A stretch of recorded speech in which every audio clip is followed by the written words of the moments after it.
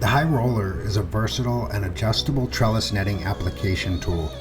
The High Roller allows you to roll out up to 3 4-foot or 6-foot rolls of trellis netting simultaneously.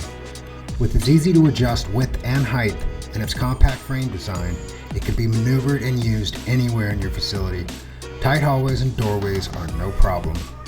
Adjusting the width to accommodate different size netting is done by simply loosening 2 knobs and sliding the frame into position. Adjusting the height of the guide bar is also done by loosening 2 knobs and sliding the rails to the desired height.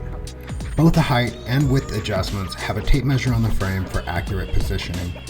Loading the netting on the 1-inch bars is also easy, and the bars are quickly secured in place with the locking hubs.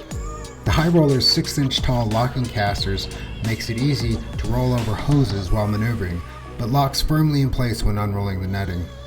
You can adjust the height up to 8 feet and use the High Roller to lay up to 3 layers of netting directly over your benching without dragging or catching netting on plants or stakes.